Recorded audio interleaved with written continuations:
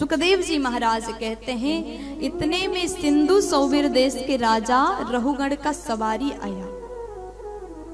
पालकी में बैठ करके राजा रहुगण आ रहे हैं। 4 कहारों ने पालकी को उठाया है कंधे पर।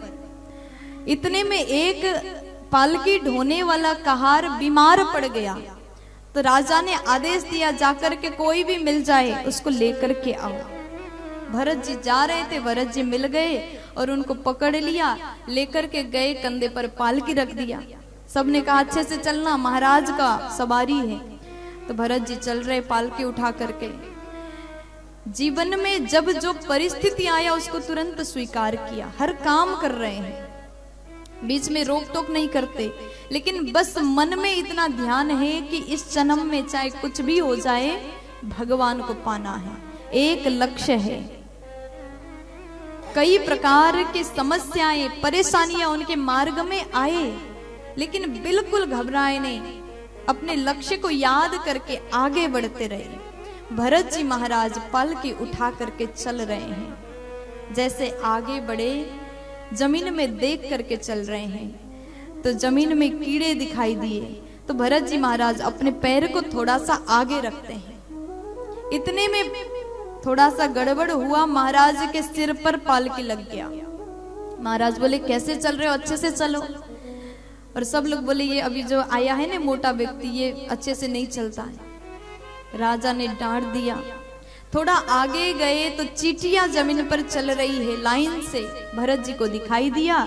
उन्होंने अपने पैर को आगे किया। अब जैसे भरत जी महाराज थोड़ा सा उछल गए, आगे हुए, राजा को फिर से पालकी लग गया। अब तो माथे पर चोट आ गया। अब महाराज को बड़ा क्रोध आता है। राजा ने पालकी में बैठ करके व्यंग्य वचन प्रहार किया। अरे तुम कैसे हो, दिखने में इतने दुबले पतले। देखिए व्यंग्य वचन प्रहार कर रहे हैं, जबकि भरत जी महाराज मोटे ताजे हैं। कहते दुबले पतले हो और मैं तुम्हारा ट्रीटमेंट करूंगा, तुम्हारा चिकित्सा कर दूंगा।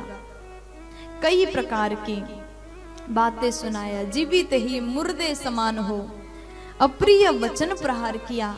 आज भरत जी महाराज को लगा अगर आज भी मैं मौन रहा, आज भी मैंने कुछ भी नहीं कहा, तो ये बेचारे राजा का क्या होगा। देखो संतों का काम क्या है, आप लोग जानते हैं संतों का कार्य क्या होता है।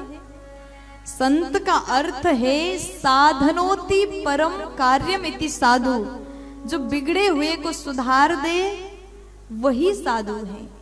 आज राजा रहुगण के मति को देख करके भरत जी एक संत हैं। भरत जी को लगा कि आज भी अगर मैं मौन रहा, आज भी मैं चुप रहा, तो राजा का कैसे कल्याण होगा। इस राजा के लिए आज मुझे बोलना होगा। भरत जी महाराज कहते, महाराज आपने जो कहा मैंने सुना। आप भले व्यंग्य वचन प्रहार कर रहे थे, आपने कहा तुम दुबले पतले हो, आपने कहा तुम दुबले पतले हो, लेकिन शरीर को देखा जाए तो ये शरीर मोटा ताजा है। लेकिन आपने जो तुम शब्द का प्रहार किया, इसका अर्थ मुझे समझ में आ रहा है महाराज। तुम यानी मैं यानी आत्मा। आत्मा न दुबला होता है, न पतला, न मोटा होता है। आत्मा एक समान होता है। और आपने कहा मैं तुम्हारा चिकित्सा करूंगा। आप होते कौन? क्या आप नारायण हैं? क्या आप यमराज हैं? आप भगवान तो नहीं, आप तो एक साधारण जीव हैं। और आप मेरा यानी आत्मा का उपचार कैसे कर सकते हैं? महाराज आपके भीतर अज्ञानता मुझे दिखाई दे रहा है। आप लग तो ज्ञानी रहे हो, लेकिन आपने जो बात किया ना, इस बातों में साफ मूर्खता झलक रहा है। इसलिए मुझे लगा कि आपको ज्ञान देना आज अति आवश्यक था। इसलिए भरत जी महाराज ने ज्ञान भरी बातें किया। राजा रहुगण को लगा ऐसी बातें कोई साधारण मनुष्य नहीं कर सकता।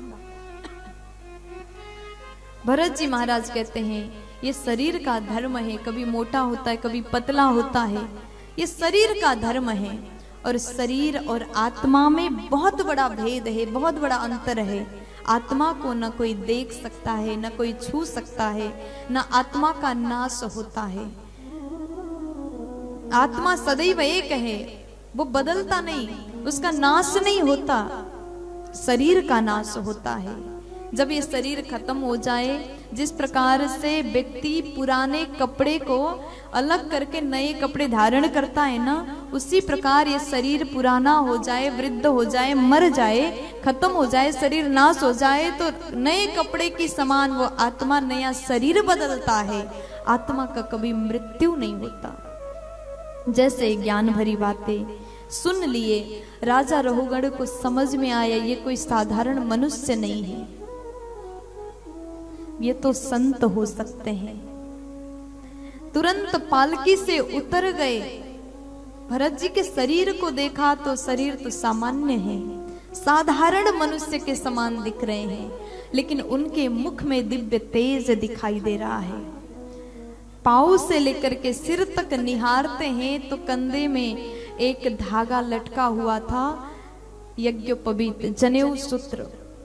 जैसे जनेऊ को देखा तुरंत चरणों में गिर करके प्रणाम करते हैं, नमन करते हैं, वंदन करते, प्रभु मुझे क्षमा करिएगा, मैंने अज्ञानवश आपका अपमान किया है और मुझसे इतना बड़ा अपराध हुआ, मैंने एक भक्त का अपमान किया। सबसे बड़ी बात, मुझसे ब्राह्मण का निंदा हुआ, अपमान हुआ। प्रभु मैं जीवन में कभी किसी से डरता नहीं, मैं इंद्र से नहीं डरता, देवी देवता से नहीं डरता, इंद्र के वज्र से नहीं डरता, डरता हूं तो केवल ब्राह्मणों से डरता हूं, ब्राह्मण के श्राप से डरता हूं। इसलिए हे ब्राह्मण देव, मेरी अपराध को आप माफ कर दीजिए। चरणों में बारंबार प्रणाम किया। भरत जी महाराज ने रहुगढ़ को सुंदर उपदेश दिया है, आत्मा और परमात्मा के भेद को समझाया, शरीर और आत्मा के भेद को समझाया। उसके बाद रहुगढ़ भी सत्संगी थे। कपिल देव भगवान के यहाँ सत्संग श्रवण करने के लिए जा रहे थे, वो अपने रास्ता चले गए, भरत जी अपने रास्ते आगे बढ़ते हैं। बोलिए भरत जी महाराज की, भागवत महापुराण की। इस प्रकार श्री सुखदेव जी महाराज ने सुंदर प्रसंग श्रवण पान कराया है।